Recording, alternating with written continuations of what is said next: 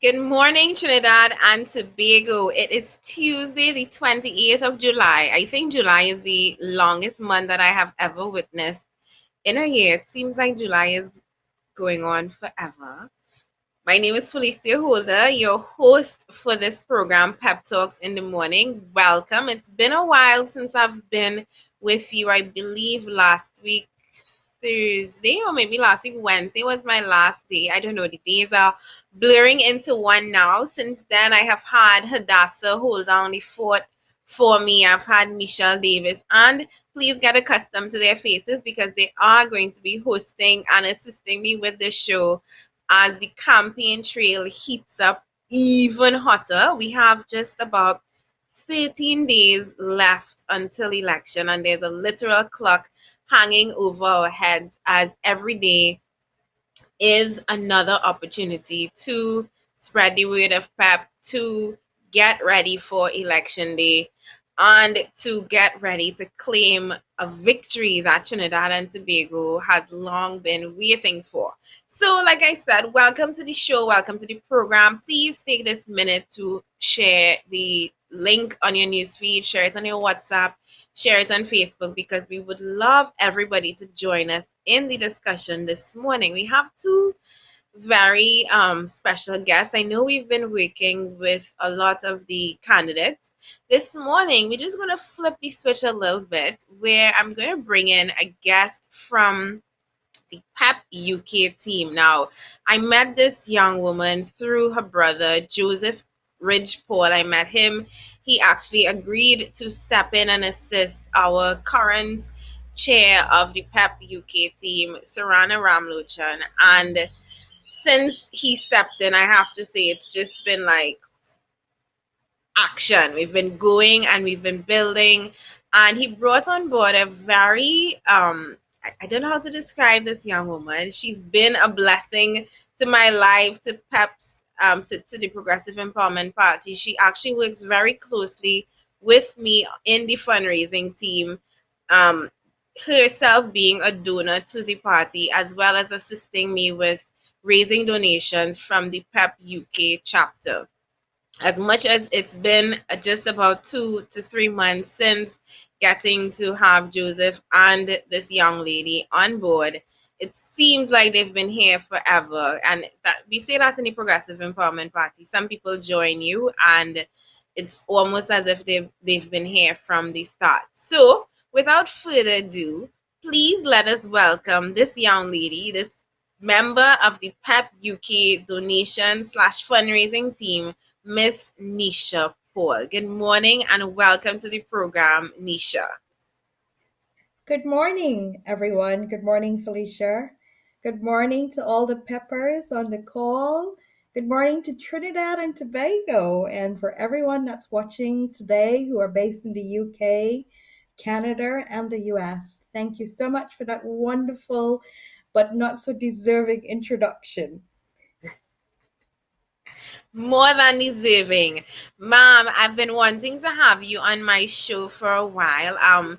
Just going back in history there a little bit. It's been about a month or 2 months since you've come on board fully. Yeah, And yeah, again, it seems like forever because you and I, as much as we have a time difference of 6 hours, we yeah. do converse a lot. I am very much in tune with what's happening with you guys on the UK side, and like I said, it's it's almost impossible to imagine a period where you were not with us and not assisting with the fundraising effort.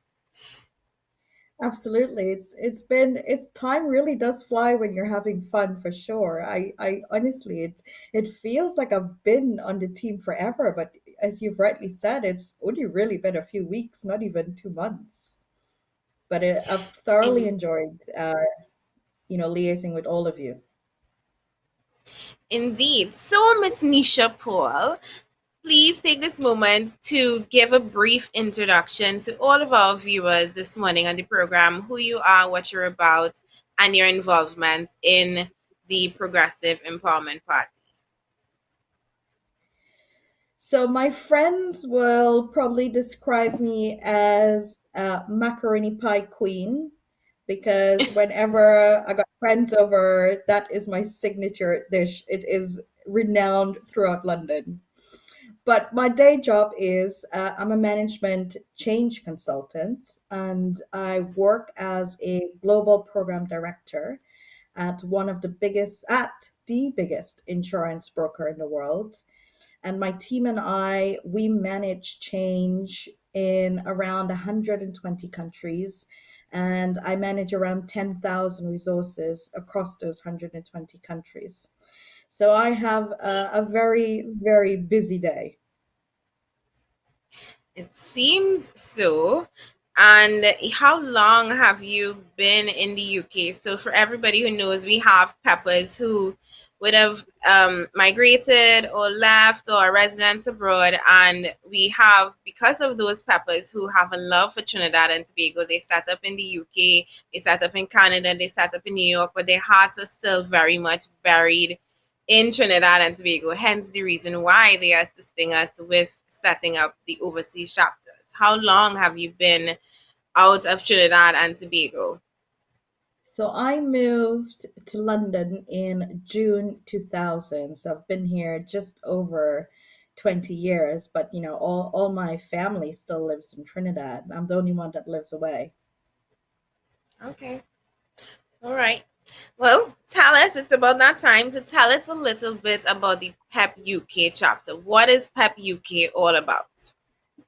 So PEP is a really integral part of their overall PEP team. So we are their UK chapter for the Progressive Empowerment Party for Trinidad and Tobago. So our duty is to help spread awareness of the Progressive Empowerment Party, share the PEP policies to our UK citizens with Trinbago heritage and with their friends and family in Trinidad and Tobago. Our mission is to assist the Progressive Empowerment Party in Trinbago in any way that would have the greatest impact, which includes raising as much donations as possible to help people learn about, the real change that PEP brings to Trinidad and Tobago. So that pretty much covers what we're about and what our mission is. So really, I tend to focus more on raising funds for the PEP team. Indeed, and it's why we work so closely together. Nisha has been assisting with the UK fundraising efforts, and a lot goes on behind the scenes that may appear seamless to some people. I remember Nisha was actually one of the people who helped me fix something on the donation on the website as it pertains to donations, because it's different when you're accepting donations from the UK versus the Absolutely. US. I mean, these small little things that people may not consider as important, but are so very important in the overall efforts to raise funds and make things as seamless as possible. I actually remember when we just started the organization, and I had to learn from scratch how you go about creating a non-profit organization to then open a bank account, and then how do you apply for a checking account, and then how do you apply for a checkbook, and ordering receipt books, and registering with PayPal. I mean, all of these things that happened. So, by the way, that you can now look back and say, hey, I've learned something that I can actually put on my resume and say, hey, I can do this now. All these Absolutely, little, absolutely. And it's knowledge that you will carry with you for the rest of your life. indeed, feels like intrinsic knowledge, but again, knowledge that would definitely be valuable should I ever have to start another organization in my life again. Anyway, so how do you and I want to ask this question. I want to rephrase my question actually. Why did you Okay. join Pep UK? Oh, well, there are many reasons why I've joined, the Progressive Empowerment Party as a member. But fundamentally, like so many others, it's because I want a better Trinidad and Tobago. And um, I know that PEP is their only political party that can both transform and evolve Trinidad and Tobago into a first world country free from corruption because of the reputation and passion of its candidates and its 21 and more policies.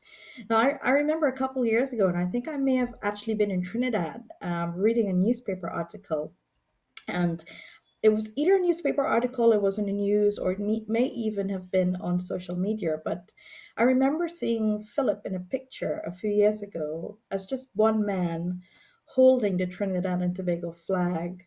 But it was that look of pure determination on his face that has stayed with me all of these years. And you see, I recognize that look because that look says, "You cannot wear me down because I am here to stand up for the right thing."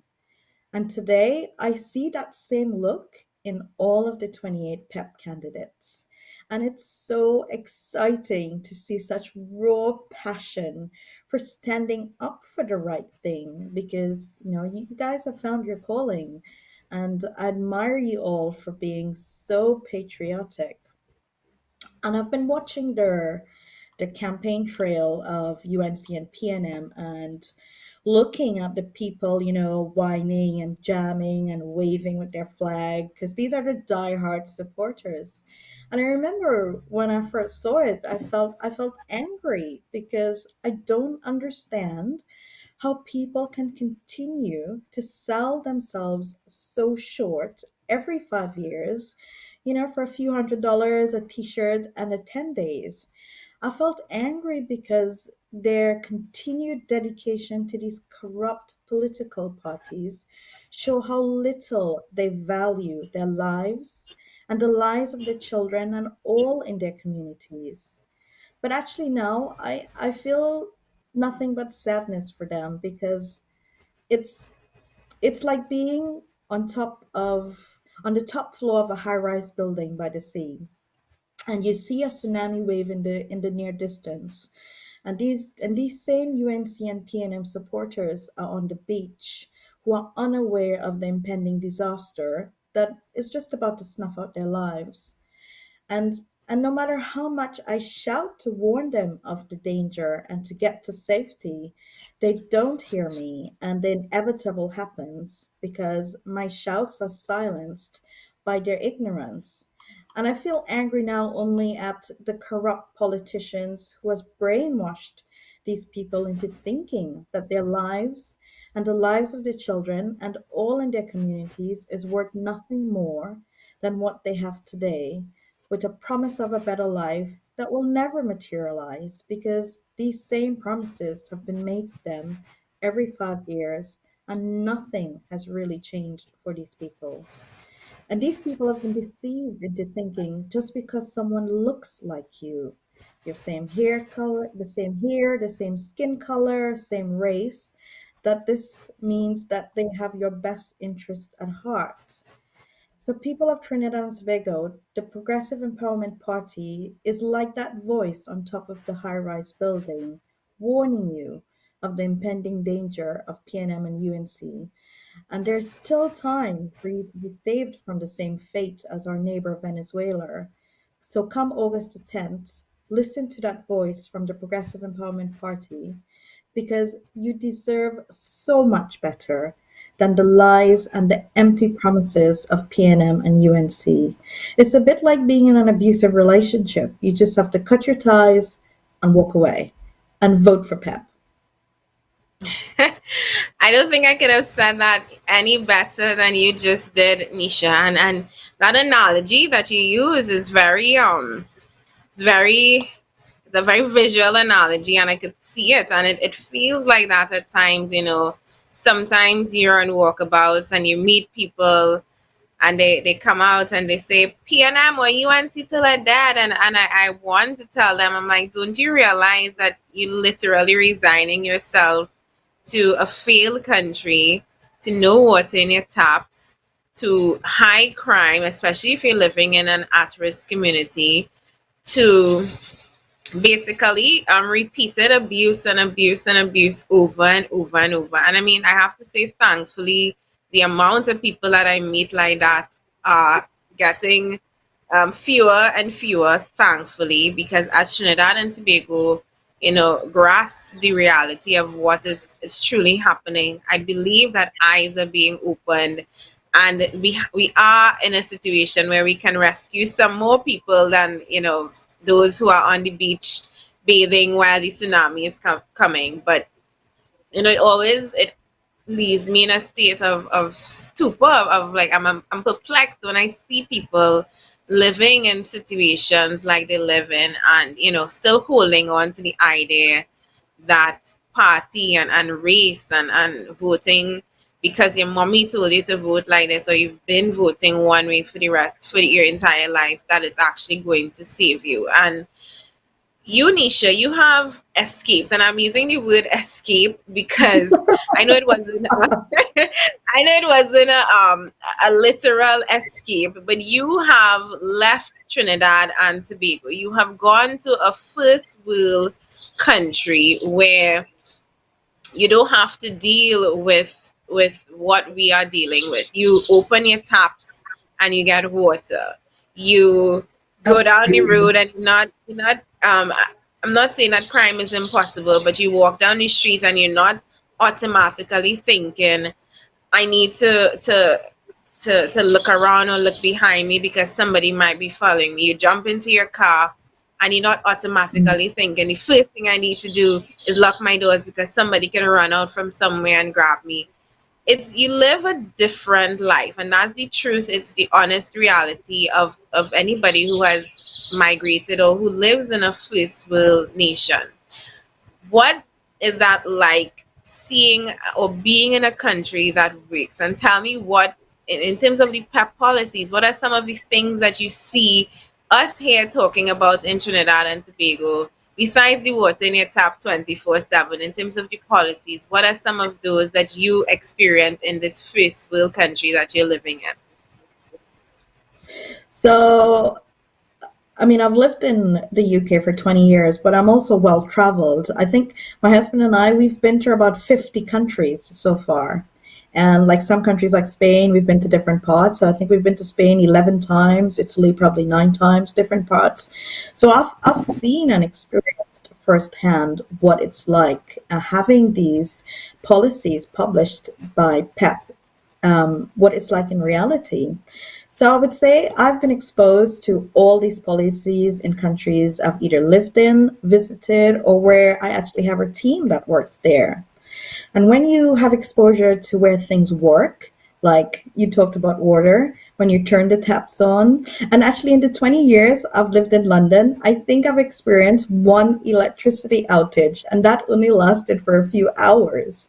Whereas someone like Wow. me, I don't have a degree, but I could come to London and have and make a brilliant career. And not just a job that barely pays the bills, but UK is the sort of place that the whole infrastructure is set up for success. And I have people on my team who've got PhDs, and they're always baffled that I don't have a degree. But it's the sort of place that gives someone like me, who where you work really hard, that you will be given opportunities to succeed. So the 21 policies by the Progressive Empowered Party is derived from some of the best practices by many first world countries. And PEP, I can see that they've taken what works best in first world countries and combined them into 21 policies, which would have taken, I know, some real blood, sweat, and tears into that research in order to devise it. But I want to talk about two things: home ownership and education, which we've most people would have exposure to. So the policy on home ownership for all. So the British is often regarded as a country of real estate agents, right? You ask anybody and they say that's what we do. We buy and sell houses. 70% of homes are occupied by homeowners. Now, bearing in mind the UK population is around 66.7 million people. Now, rates of home ownership rose steadily from 15% of people owning their own homes before 1914 to 32% by 1938 and 67% by 1996. And the government, along with the construction industry, sold the idea of home ownership to renters. The mortgage then lost its old stigma of a noose around to be seen as a smart long-term investment in the UK. That's how a lot of generational wealth is developed in the UK. And I'll give you an example. So, generation wealth has been passed on mainly due to the steady rise of house prices. So, back in 1960, the price of a house was £19. And today, that exact house is worth £290,000. So when you buy a house for 9,000 and you sell it for 290,000, you pass a lot inherit to your kids. And that's where a lot of the generational wealth comes from. So can you imagine if that was in Trinidad and Tobago back in 1962, how much generational wealth would have created? The policy proposed on Exactly. 0% down absolutely for first-time homeowners, 0% interest for 30 years for first-time homeowners, no tax on the house materials, no duties. Honestly, like move back to Trinidad and say, "This is my first house." You got that so good, and I love the way the PEP plan works. An assessment of how much you and if you have a spouse or a partner works for, get an official valuation of how much you can borrow, which would be valid for 3 months, meet with your real estate agents and developers, show them that you are pre-approved. Under PEP's plan, a mortgage payment will come down to, the figures out there, about $477 TT per 100,000 a month. So a per minimum wage, getting about 2,800 a month, allowed to own or build a home valued at 250,000, and a mere 9 square foot starter home would cost around 100,000 TT to build based on the plan that PEP wants to put in place. And the other thing I want to talk about is education. So Finland is highly regarded as having the best education system in the world. Finland Yeah. does not incorporate national standardized testing like Trinidad does in the SEA, but they do evaluations by learning outcomes. And upper secondary education is split into two, general and vocational. And the policies on education mirrors what is successfully used in Finland today. But you guys haven't just done a dry cut and paste. I love the fact that you guys are taking the time to patent to current conditions and environments. And people become. We talked about all their die-hard supporters of PNM and UNC, and people product of the environment they live in. It's like when Ford is attributed. If he'd asked people, and remember Henry Ford is 18th century, if he'd Hmm. asked people what they wanted, they probably would have said faster horses. But he revolutionized the world to something they did not even know they could have. And to this day, we can't imagine a world without cars. And I remember Abraham Lincoln also saying, leadership is not taking people where they want to go, but putting them where they need to be. And that's what you guys bring with your 21 policies that I've had exposure to. Very, very well said, Nisha. And I love that you were able to bring the PEP, not the PEP, the UK example to what we are trying to do here in Trinidad.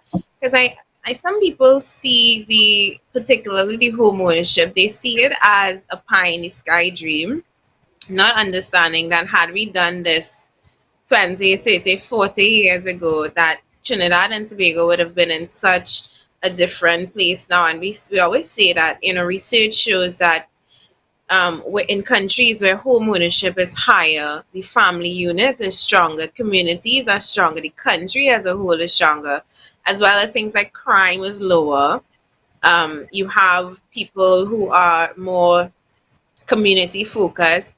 Nobody could come and set up a drug block on your street and operate from there because this is your community. This is where No. you live. You don't want to be in a place where you have pushers and drug dealers coming on your block. So you tend to find that in countries where these things are available and they work, crime and all of the illicit activities, it goes down. And I love that you were able to explain that from the UK perspective and to get the people to understand, particularly our viewers, that Trinidad and Tobago can work and it's not impossible. Exactly what you said. The government, in addition with the construction industry, in addition to the banks, can collaborate to make life easier and better for citizens. Somebody mentioned to me that our banking sector, just Sunday, told me, there's no regulations in our bank. They can do you what you want. You pay more money in fees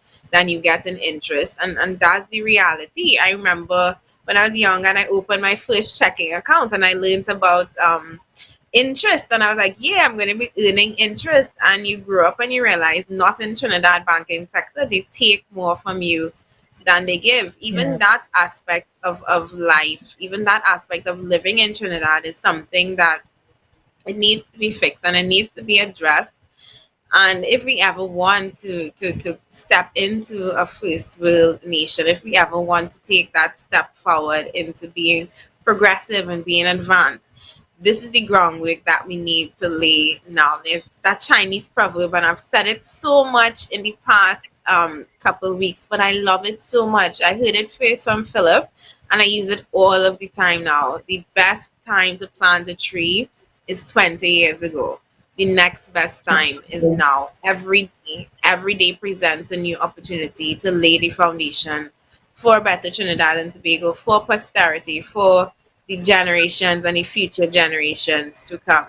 Education, and you spoke about it. I'm sure you experience and you've traveled, you know what a country that pays attention to and focuses on building creativity and God, what's this word that is slipping me? Critical thinking. The children, they grow up to be much better rounded. You grow up to have a better grasp of the world and you're able to solve problems from a fundamental level, not from learning and memorizing things as we do it right now. And if it's one, I totally agree with you. If it's two things I would love to see come to Trinidad and Tobago under the Progressive Empowerment Party is that ability for people to own their own homes and to really revolutionize the education system as we have it right now. That SE is, when Philip says it's child abuse, I agree with him 1,000%. Children should not be forced to determine the rest of their lives at 10 and 11 years old. It's criminal that we have continued, and it's absolutely absurd that we took one thing, which was common entrance, changed the name, and basically tried to peddle it off as something new when it was anything but. But like you said, Absolutely. Nisha,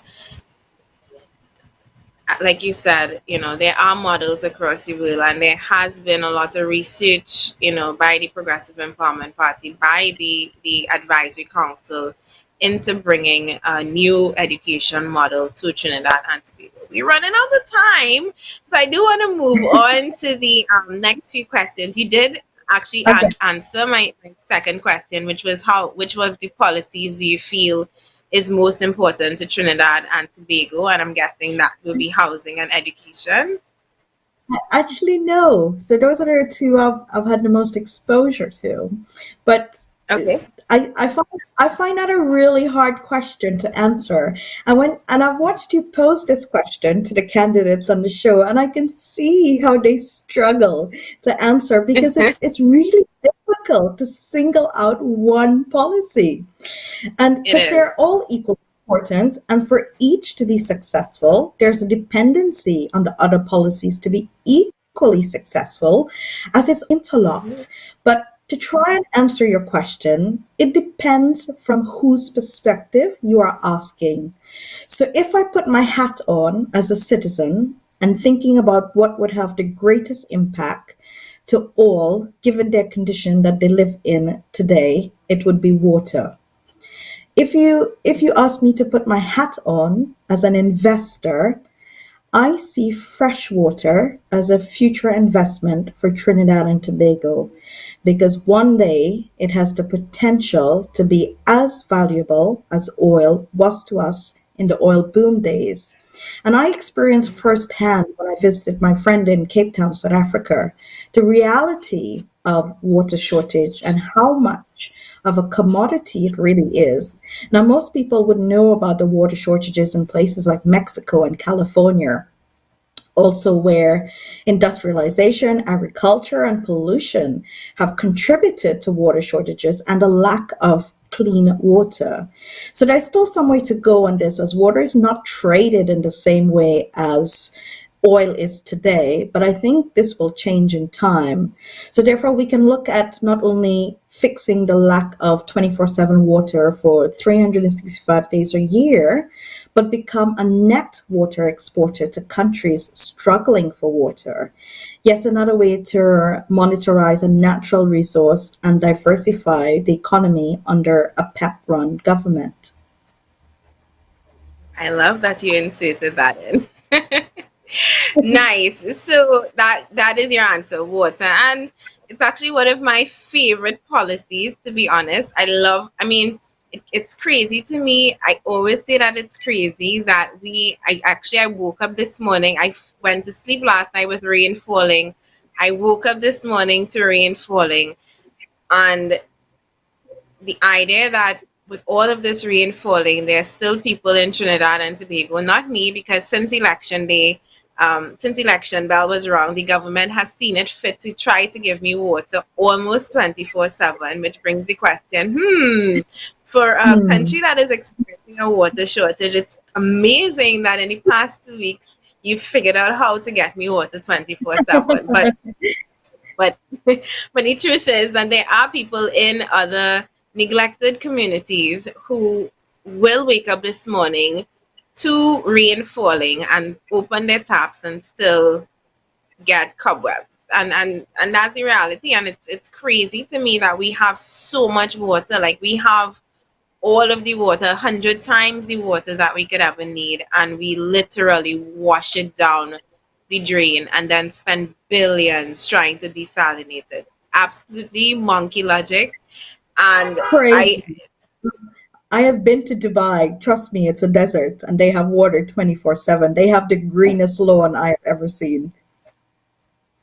listen, we we are so behind on times, and I tell people, listen, and I want to do a video on that today. I'm doing a walkabout from 9:30 this morning. I want to go and visit the Diego Martin Sporting Facility, which was built in 29, opened in 2019, and to date has had zero impacts on the community of Diego Martin, Central, West, or Northeast, because it's situated right on the junction where the three constituency borders meet. The children can't use the facility. You have to apply literally as if it's a some big fancy stadium, which it is in essence. The only thing it brings to the community was nothing, I have to say, because nobody actually gets to use it. And there was such a big hullabaloo and ribbon cutting and turning of the soil and photo ops and smiles and it's front page news. But for all of the buildings that we've built, so that sporting complex, the Red House, the renovations of Whitehall, the building renovations of the President's House, for all of these buildings and the building of Couva Children's Hospital and Arima Hospital and soon to be Diego Martin Hospital, for all of Yeah. that, Nisha, all of that Mm. so-called development, we as a country are still so far behind in the dark ages. Buildings is not development. Developing and investing in the minds of your citizens and the lifestyles and the well-being of your citizens, is real development. And you living in the UK can attest to that. Absolutely. Like I don't think I could adapt to living in Trinidad in the way it is now, having lived in the UK for so many years. I will struggle. I need to have water. Something so basic as water. All right, Nisha. Well, we are really out of time now. Just two last things, tell the public, tell the audience, tell anybody looking on who may be from the UK. How do you go about joining Pep UK? And please take this time to give us your closing remarks. So, in order to, if anybody's interested in joining the PEP UK team, it's really, really easy. Just go onto the peptt.com website, click onto volunteer, fill in the registration details. Anyone with a UK address, their details get passed to us, and we go through a vetting process just to make sure that your profile is genuine and you're not a troll acting as a Trojan horse on the PEP UK site. So, it's pretty easy if you guys want to volunteer and get involved with the PEP UK team. That's how you join.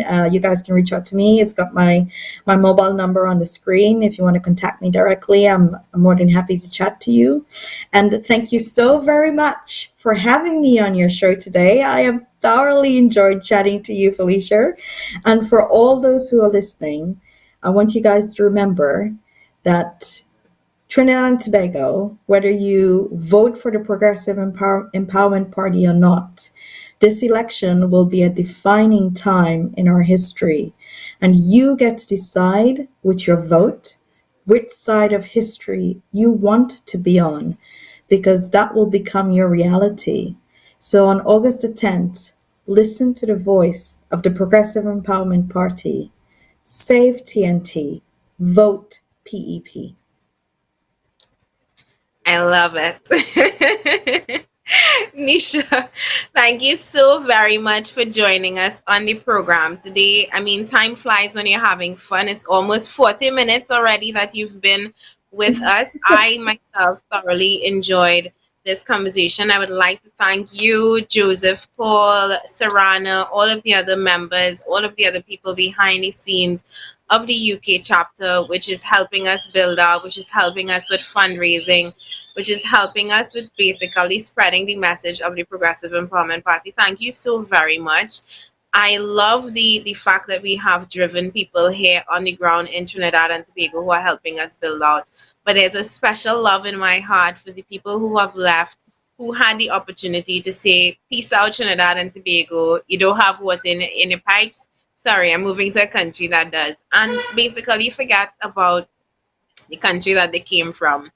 But rather than do that, still and are actually helping in the fights to create a better Trinidad and Tobago, even though they may not have a stake in the game or even though they have left after so long. I really appreciate you, Nisha, and the rest of the team, and I would like to encourage you to continue the hard work. Trust me, we feel it here. Everything that you guys do in terms of fundraising, in terms of sharing the posts on Facebook, I may not be able to click like on all, but I'm very much aware that you guys are offering us this virtual support.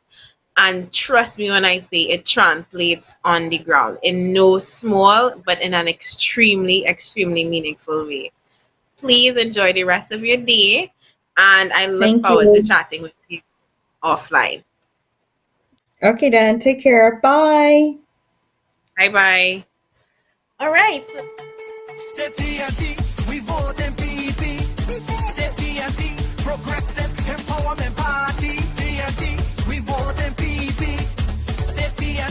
Progressive Empowerment Party.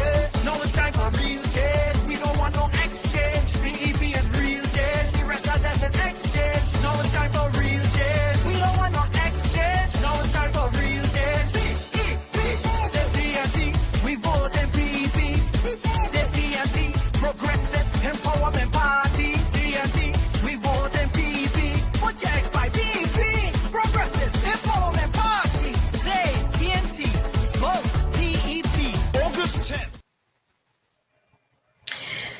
We are back from that very short commercial break, and we are joined by Carl Henry, the candidate for Tabakit. And just reading Carl's bio, Carl has been a resident of his constituency all his life. And still right there, I'm getting a lot of feedback. Okay, it's gone. Carl has been a resident of his constituency all of his life and still resides there in his hometown of Gasparillo. His father was a well-known, respected, and hard-working tire repairman in his establishment, Tire Repair Shop, which would become a landmark in the community. Passionate about sports, Carl represented his constituency in sporting events under the guidance of his coaches Mr. Prasad and Mr. James, both of whom are well known in the area. Carl is involved in the energy industry. Growing up in his father's tire repair shop, he would often hear about the plight of customers. Thanks to the exposure to the Progressive Empowerment Party's policies, he has also become aware of the solutions that already exist.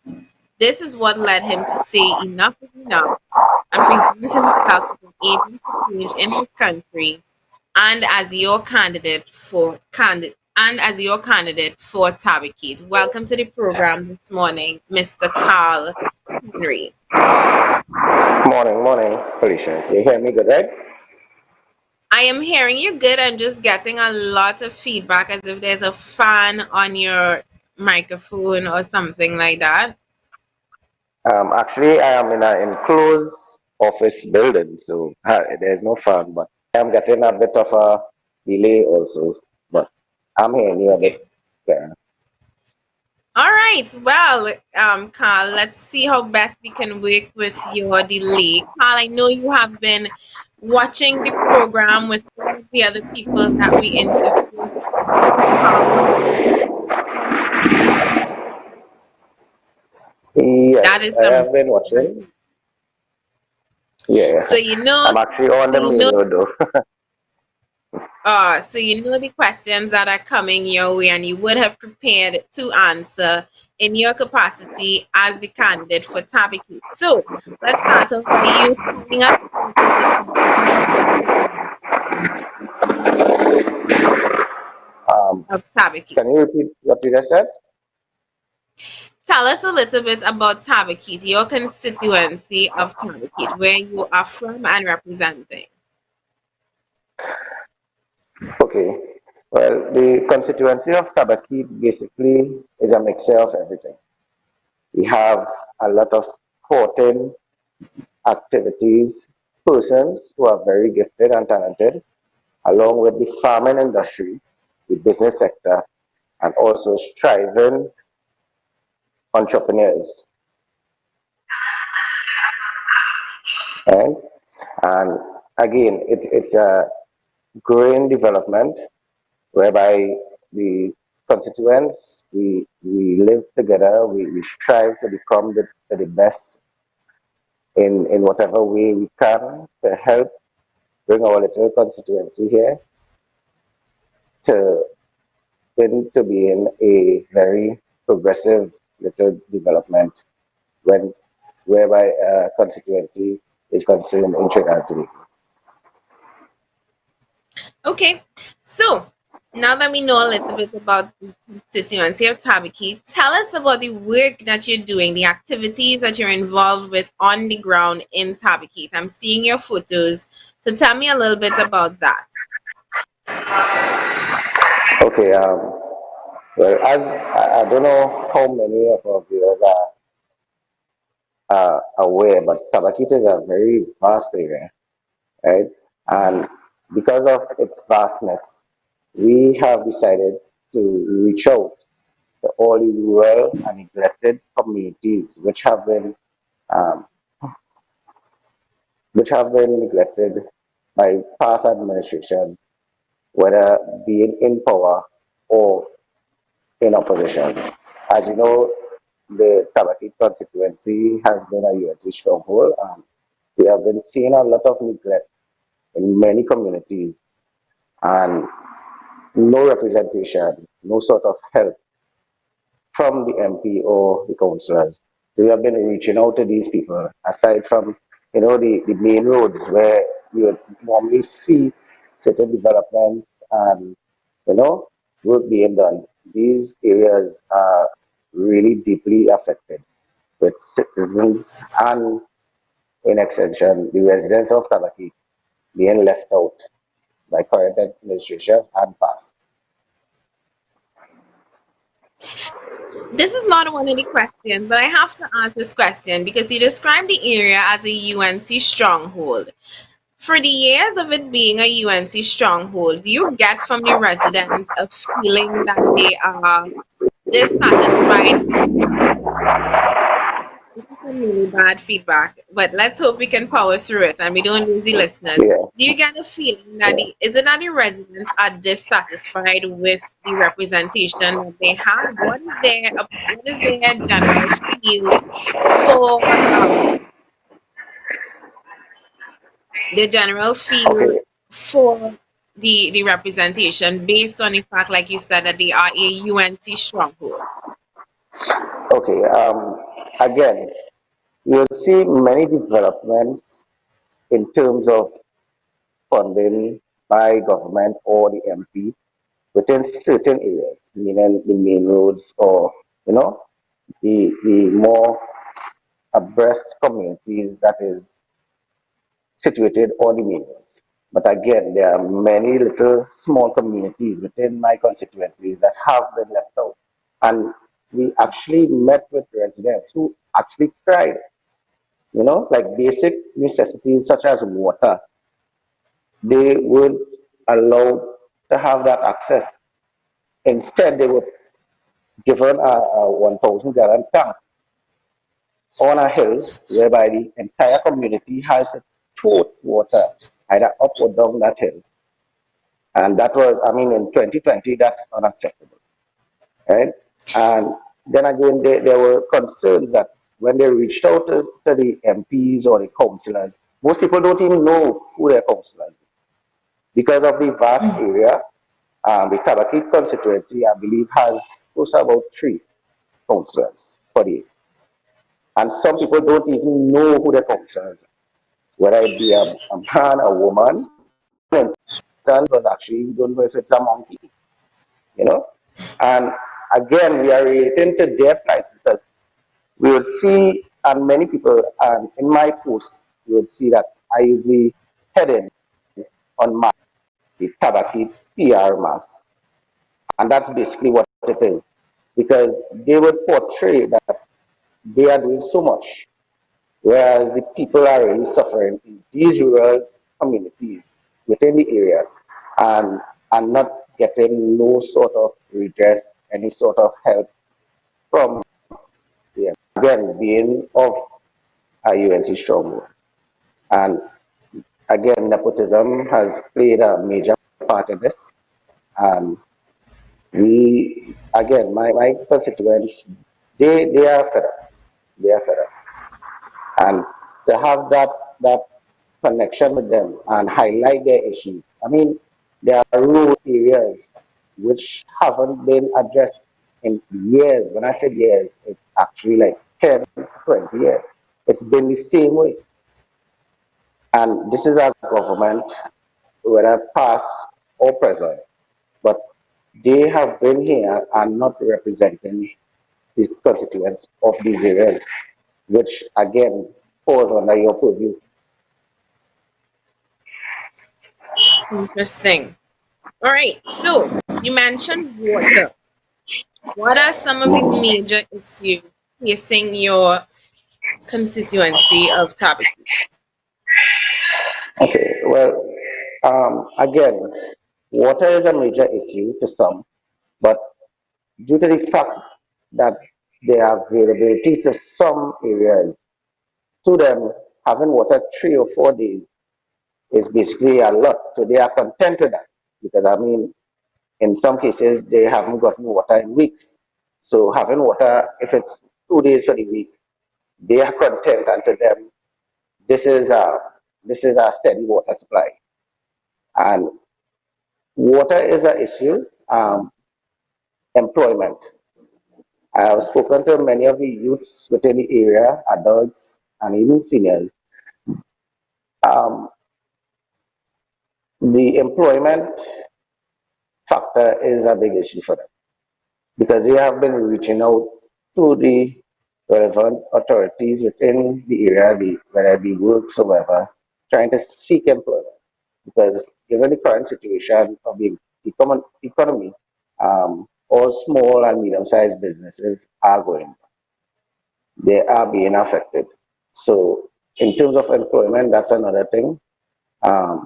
Healthcare also, I would say, and also certain development projects in terms of farming and livestock. Because we have a vast area whereby persons are interested in going into farming and stuff, but aren't getting the right avenues or help to go into farming and stuff. Noted. So, if you could fix one to three of these issues in Tabakid, which ones would be? And I would ask you why, but me know why, because it needs fixing. So, if you could fix Yeah. one to three major issues, which and what would they be? Again, from the response that I've been getting in these areas, again, I would want to see residents have a constant 24/7 supply of water in the tap because this is a necessity, especially in this 2020.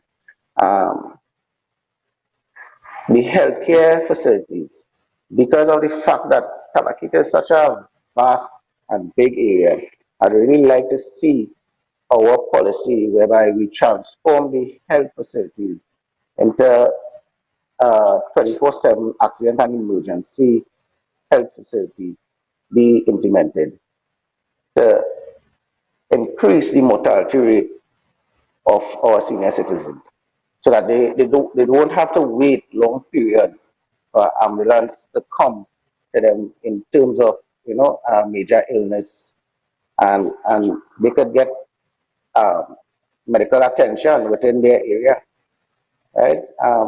Another one would be creating an avenue for the youth in terms of sporting development, a permanent development program, whereby we won't only harness their skills and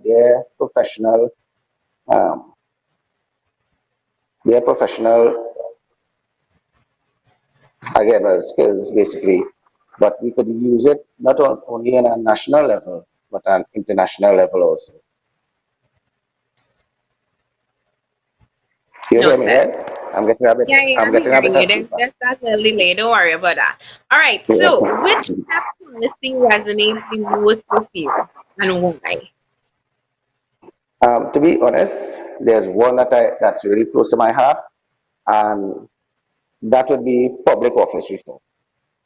Because I think with this legislation and this policy enacted, we won't have all this sort of mismanagement and incompetence from ministers or MPs, and they would have to be held accountable for whatever goes on within their constituency and by extension in Trinidad.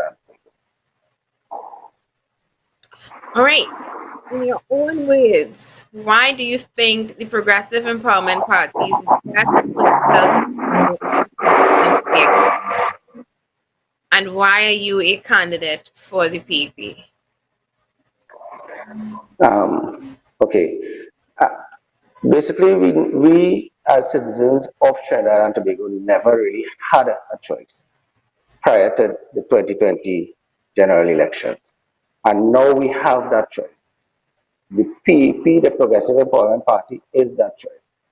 Again, we are persons and most of our, and all our candidates are generally common citizens, just like the rest of Trinidad and Tobago, who have also faced the same issues and problems, election after election, year after year, by these two major parties, these cancerous jewels that have been plaguing our nation and claiming that they always have the solution and are going to fix TNT, but instead they have made it worse.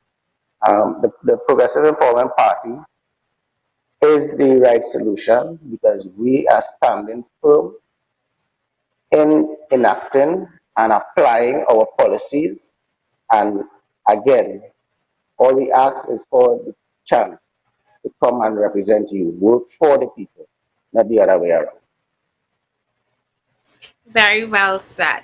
You have just about a few minutes left, which I would ask you to use to tell the constituents of Tabakit why they should choose you as their next representative in Parliament.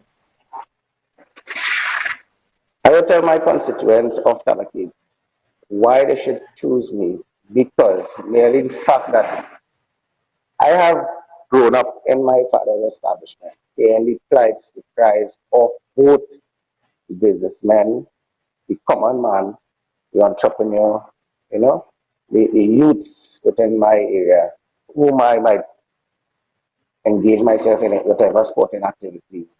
And again, it's been too long we have been giving these other parties a chance, and we are not seeing the results. And I think, given the chance, I would address all these issues and ensure my citizens and my constituents within my constituency are taken care of and meet their needs and what they would like to see happen within the community become a reality. Thank you for that, Carl. And thank you for joining me. It's your first time on the program. It is well, we've been doing this series of interviews with candidates, giving them that face time and exposure. You hear me? I can hear you, but mute the microphone on your side for a second. Let me see if Okay, that will good. help. Let me see if that helps. All right, yes, I think you're mute now. You can unmute it when you're ready to talk. Yes, thank you for joining us on the program this morning. I think it's very important for the constituents of Tabakit to meet and know their potential representative for the area. You mentioned that the people of Tabakit have been neglected. They don't even know their councillors. They have never seen their MP, or they only see their MP around election time.